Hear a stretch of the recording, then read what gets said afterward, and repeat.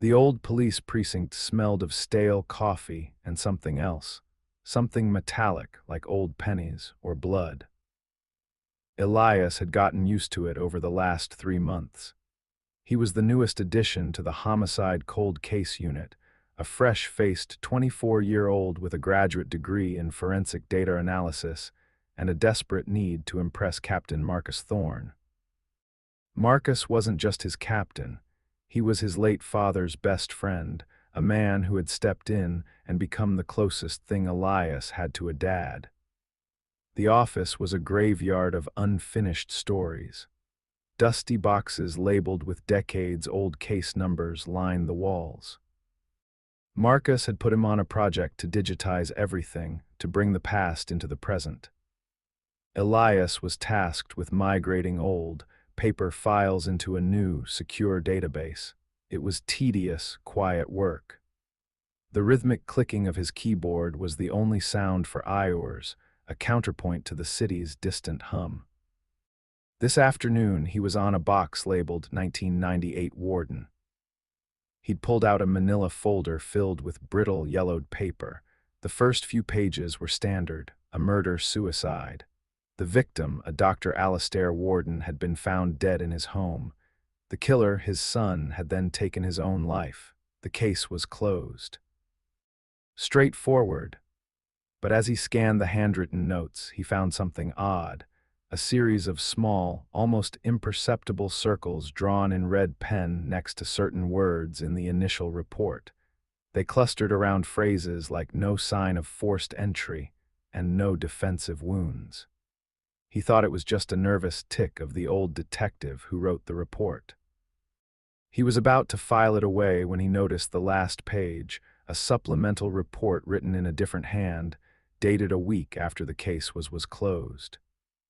The handwriting was neat, precise. It detailed a second, unlisted weapon found at the scene, a small, ornamental letter opener, wiped clean of prints. The report concluded it was irrelevant, as the son's prints were already on the main murder weapon. But the red circles were there again, highlighting the words "wiped clean." Elias felt a prickle of unease. He looked at the report's signature. Detective C. Thorne, Charles Thorne, his captain's father. Another generation of the family that had taken him in. He shook the feeling off, just a weird note from a bygone era. Still, he took a photo of the report on his phone before filing it. A digital breadcrumb, just in case he ever felt the need to return to this tiny, unsettling detail.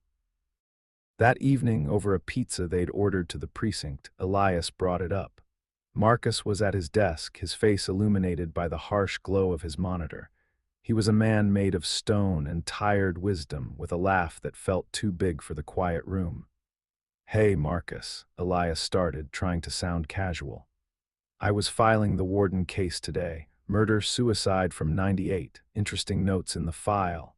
Marcus didn't look up. "Oh yeah, old man Thorne was a real stickler for details, loved a good annotation." "Yeah, I also saw a supplemental report from Detective C. Thorne, your dad's." Marcus finally looked at him, his expression unreadable. "What about it?" "It mentioned a second weapon, a letter opener, wiped clean." There was a silence. A deep, heavy silence that felt different from the usual quiet of the precinct. Marcus's eyes narrowed, a flicker of something Elias couldn't name passing through them. It was a look he had never seen before, cold, distant, and sharp. "Look, Elias," Marcus said, his voice low. "Cases get messy. Sometimes things get written down that don't mean anything. My old man was thorough, too thorough sometimes. The case was closed. The son was the killer. That's all there is to it." He didn't sound angry, just final. The conversation was over. Elias nodded, feeling the air shift, the comfort draining from the room. He told himself Marcus was just tired. He told himself it was just a dusty old file. But later, as he was leaving, he noticed a new, sealed box on the floor near his desk. The label was fresh, handwritten in Marcus's neat scrawl, 1998 Warden. The old box was gone. The next morning, Elias tried to find the original Warden file. It was nowhere to be seen. He checked the archive log on the computer. The case had been marked as digitized and archived, but there was no record of the physical file's new location. He went to the new box Marcus had left. Inside, the file was thin. It contained only the first few pages of the original report, no supplemental report, no red circles. The file was, for all intents and purposes, sanitized. This wasn't just a detail anymore. This was an active erasure. He kept quiet about it. He didn't want to challenge Marcus again, the man who had been a rock for him. Instead, he pulled out his phone. He still had the picture of the supplemental report. He zoomed in on the signature again. Detective C. Thorne. A small, almost invisible detail caught his eye. A tiny, faint shadow on the paper just below the signature. It looked like an indentation, a mark from something pressed against the paper. He enhanced the image on his computer later that night at home, pushing the contrast and brightness to their limits.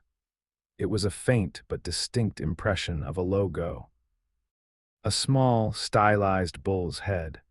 It was the logo of an old, local fraternity, the Sons of the Bull. He'd seen pictures of his dad and Marcus in their younger days, wearing shirts with that same symbol. It was a stupid, pointless detail. The sort of thing someone might have pressed down on while signing a document. He was grasping at straws, trying to find a pattern where there was none. But the next morning, he found the impression of the bull's head again. This time, it was on a different file, one he had just started digitizing. A case from 1999, a missing person, a young woman named Clara Jensen.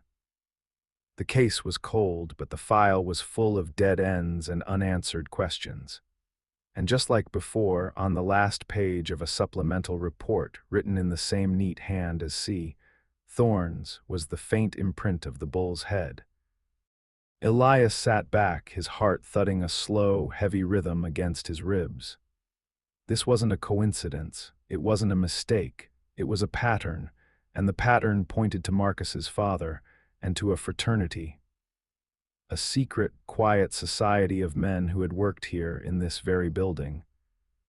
Elias's nights began to change. He'd fall asleep and the cases would bleed into his dreams. He would see Dr. Warden, his face pale and slack but with a look of terror frozen in his eyes.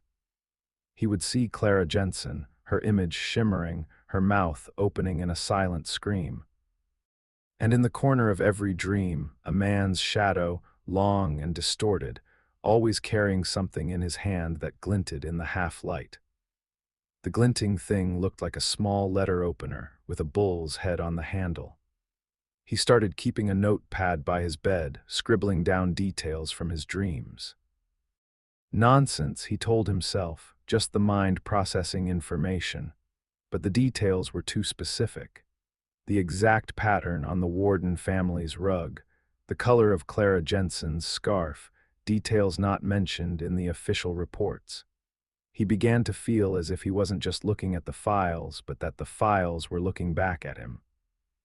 One afternoon, he was sorting through a box from the early 2000s, and he found a small, faded photograph tucked inside a thick file on a different, unrelated case. It was a group photo of a younger Marcus and his father, C. Thorne, at a fraternity gathering. They were standing shoulder to shoulder with a few other men, all in their uniforms. But what made his blood run cold was the man standing next to C. Thorne. He was tall, thin, with a sharp, hawkish nose and a smug smile. In the corner of the photo, a faint, almost invisible smudge obscured his name badge. Elias felt a wave of nausea. He recognized the man from one of the other cold cases he had been digitizing that morning. A man named David Finch, the chief medical examiner in 1998. The same man who had signed off on the Warden and Jensen cases, calling them murder, suicide, and missing person, respectively. He had a team. A quiet, terrifying team. Elias looked at the photo, then at the blurred smudge over Finch's name. It wasn't an accident, it was a deliberate act of redaction. a warning. The whispers in his head began to grow louder, not dreams anymore, but a waking static, a feeling of being watched, of being followed. He started seeing the stylized bull's head everywhere, in the patterns of floor tiles, in the clouds outside his window, in the grain of his wooden desk. It was an impossible sign, a symbol of a secret history that was now trying to reach out and pull him in. He was no longer just an archivist, he was a witness. Elias tried to talk to the other detectives, to anyone who would listen. He brought up the strange coincidences, the redactions, the bull's head symbol. They all brushed him off. "Kid, you're looking for ghosts in the wiring," one of the older detectives, a man named Henderson, said with a tired sigh. "We've all been there. Cold cases get to you. You start seeing patterns that aren't there." He showed them the photo, the blurred name, the strange notes in the files. They looked at him with pity, then with concern. "Elias, you're looking at a photo from 20 years ago. The smudge is probably just a smudge, and the files were handled by dozens of people. The bull's head, it's a common symbol." He tried to talk to Marcus again. He cornered him in the break room, the air thick with the smell of burnt coffee. "Marcus, I found something else, about the Finch case, about the bull's head."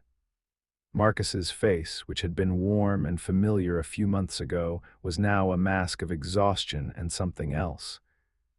Something hard. "Elias, I told you to leave the old cases alone. You're getting obsessed. It's not healthy." "Dad, I'm just trying to understand." The word "dad" felt like a plea. Marcus's eyes softened for a fraction of a second, then hardened again. "There's nothing to understand. You're my son, but you're also an employee, and I'm telling you to drop it. This is a direct order. If I find you digging into these old files again, I'll have to put you on another project." The threat was clear. He wasn't just being warned, he was being silenced. Elias went home that night, the city lights feeling like an oppressive weight. The apartment that had once felt like a sanctuary now felt like a cage. He was alone. The dream whispers grew louder. They weren't just images anymore. They were fragmented words, snippets of a conversation he couldn't quite hear, always punctuated by a low, guttural growl that sounded like a bull. He started sleeping with his light on. Elias knew he had to find the source. He couldn't keep living like this, haunted by shadows and whispers. He remembered the unarchived, sealed box Marcus had left for him. 1998 Warden. He went back to the precinct late one night. The building was silent, the fluorescent lights buzzing with a lonely, hollow sound. He found the box in a storage closet, tucked behind a filing cabinet. He pried it open. Inside, he found something unexpected, not files, not reports, but a small, leather-bound diary. The diary had a bull's head embossed on the cover. Elias's hands trembled as he opened it. The handwriting was familiar. Neat, precise. "C. Thorns, Elias Reed," his blood turning to ice with every word. The entries were short, methodical, and chillingly dispassionate. They detailed a series of jobs the fraternity had undertaken. Not just murder, but the disposal of bodies, the covering of tracks, the manipulation of evidence. The entry for Dr. Alistair Warden's murder was the most detailed. It wasn't a murder-suicide. The son was framed. The motive was simple, a botched land deal, a desperate attempt to protect their real estate investments. The letter opener was the murder weapon, and the killer had wiped it clean with his sleeve. A sleeve that had the Sons of the Bull logo on it, which they believed would leave no evidence. The doctor had been trying to expose their corruption. Elias's fingers, stained with the old ink, trembled as he read the killer's name. It wasn't Finch, it wasn't C. Thorne. It was a different name, a name he recognized, a name that made the world tilt on its axis. The name was Marcus Thorne. He was the killer. The man he called Dad, the man who had comforted him at his father's funeral, was a cold-blooded killer. The diary described how Marcus, still an apprentice in the fraternity at the time, was tasked with the final cleanup. He had used the letter opener to silence a man who threatened their legacy. The diary explained that the son, who had his own personal problems, was the perfect patsy, and Marcus's father, C. Thorne, helped him cover it up. His meticulous notes were a testament to his own cold-blooded efficiency. The truth slammed into Elias like a physical blow. The dreams, the whispers, the symbols, they weren't ghosts. They were memories, buried deep in the city's bones, trying to claw their way to the surface. Elias took the diary and fled. He drove to a public library, to a quiet corner where he could think. He had the proof, the unsanitized, unredacted truth. He held the diary in his hands, its leather cover warm and solid. He could take it to internal affairs. He could expose Marcus, Finch, C. Thorne, and the entire rotten history of the Sons of the Bull. He was about to make the call when his phone buzzed. It was a text message. A photo. It was a picture of him taken a few minutes ago in the library holding the diary. The photo was a little blurry, but the location was unmistakable. The text below it simply read, "Some secrets are better left buried, son." Elias looked around frantically. No one. The library was empty, save for a few students in the far corner. He felt a hand on his shoulder. He turned, his heart in his throat. It was Marcus. He was standing there, his face unreadable, his eyes holding a terrible, calm stillness. "You found it," Marcus said, his voice flat. "I was hoping you wouldn't. It was for you, you know, not the diary, the job, the files. I wanted you to know how things were done, how they're still done." Elias's mind raced. He was trapped, alone. He had the diary, but Marcus had eyes everywhere. The precinct, the city, a network of men who had been covering each other's backs for decades. "You killed him," Elias whispered, the words catching in his throat. "You killed Dr. Warden, and you framed his son." Marcus nodded slowly, his eyes never leaving Elias's. "It was a long time ago, a rite of passage. It was necessary. We do what we have to do to protect our own, to protect the order." "The order," Elias said, his voice rising in disbelief. "It's a fraternity, it's a gang, you're murderers." Marcus's expression hardened. "We're more than that. We're the men who keep this city running. The men who know when a problem needs to be managed. I did what my father did, and his father before him. It's a legacy, Elias, a terrible one, but ours." Marcus reached out his hand. "Give me the book, son. We can forget this ever happened. We can go back to being a family. I'll teach you everything. You can take my place." Elias looked at the hand, then at the diary, then back at Marcus's face. There was no warmth there, only the cold, unyielding ambition of a man who had made his peace with murder. "No," Elias said, his voice shaking but firm. Marcus's face twisted into a snarl. It was no longer the face of a father figure. It was the face of a predator. He lunged. Elias, fueled by a surge of adrenaline, swung the heavy diary. It hit Marcus square in the face.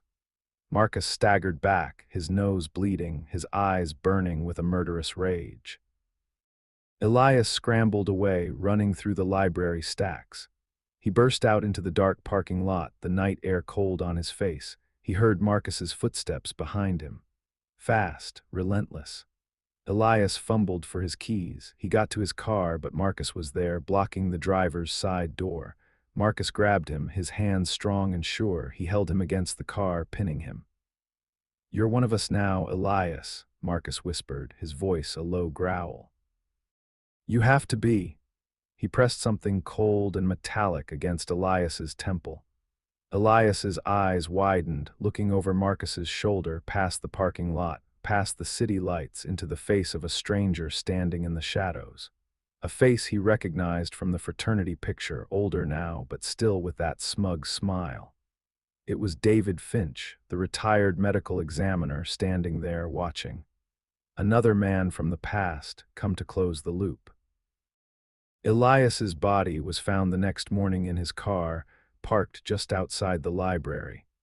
The police report would be concise, detailing a tragic but simple case of a robbery gone wrong. They'd find a single gunshot wound to the head. they'd find no other evidence. The security cameras in the library parking lot were mysteriously offline. The diary was gone.